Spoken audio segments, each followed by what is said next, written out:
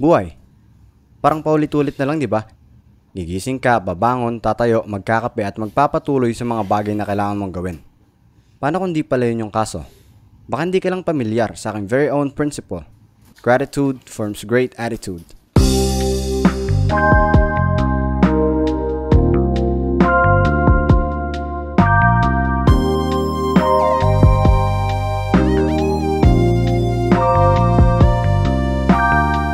Minsan parang paulit-ulit na lang yung mga nangyayari sa buhay mo. Madalas dire-diretso ka lang at nakakalimutan mong mag-pause para ma-appreciate yung mga bagay sa buhay mo. Hindi rin kita masisisi kung puno ng stress yung buhay mo. At hindi mo rin masisisi yung sarili mo sa mga bagay na wala sa kontrol mo. Dahil di lahat ng oras kailangan humanap ng sisisihin. Pero lahat ng oras may kakayanan kang magdesisyon para sa sarili mo. At kung ano man yung kalabasan, ikaw ang responsable. Ngayon na pinasan mo na yung responsibilidad tapos pumalpak ka, sisisihin mo na naman ba yung sarili mo? Hindi, dahil may stuck ka sa cycle. Anong sunod na hakbang? Gratitude. Maaaring pumalpak ka, pero dapat maging mapagpasalamat ka kasi una, nagkaroon ka ng opportunity, pangalawa, nagkaroon ka ng karanasan, and finally, lesson na pwede mong i-evaluate at improve next time. Paano kung paulit-ulit na lang ganun pa rin? May mali sa ginagawa mo. Either di mo in-apply ng tama yung lesson o hindi ka willing magbago. Ngayon meron akong personal na pamamaraan sa pag-approach ng buhay, pero hindi ito para sa lahat. Naging effective lang siya para sa akin. Naranasan mo na bang parang pinaglalaroan ka na lang ng buhay? Lahat ng masamang pwedeng mangyari, yun yung nangyayari sa'yo. Ayoko i-approach yung buhay ng merong victim mentality. So ibig sabihin ba nun dapat magalit na lang ako sa buhay? Hindi, subukan mo yung ginawa ko.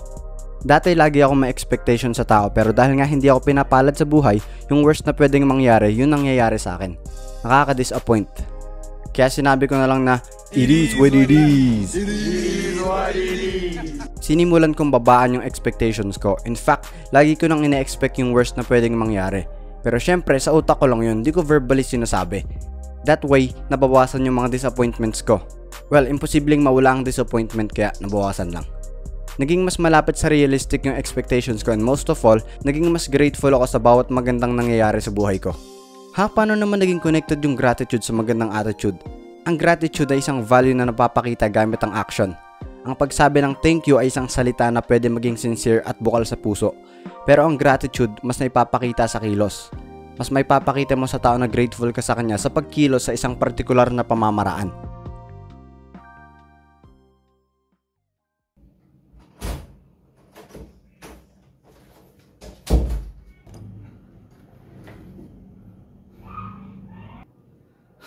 Oras na mag-rant.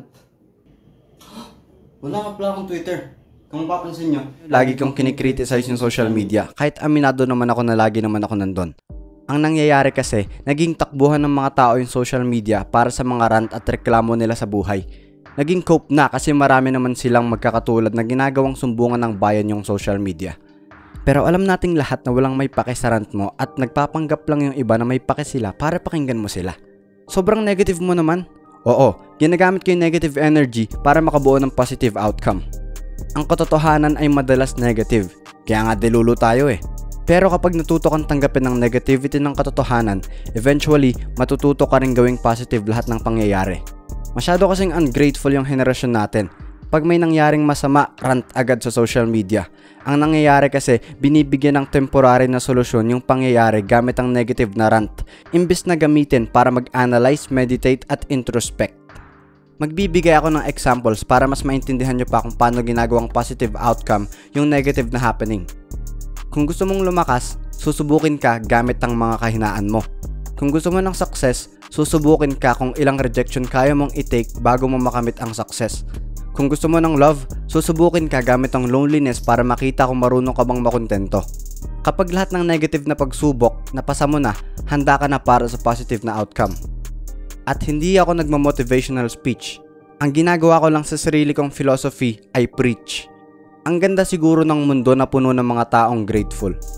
Kaya hanggat kaya ko, ipapalaganap ko ang gratitude. Hindi ako positive na tao, hindi ako negative na tao. Isa akong grateful na tao.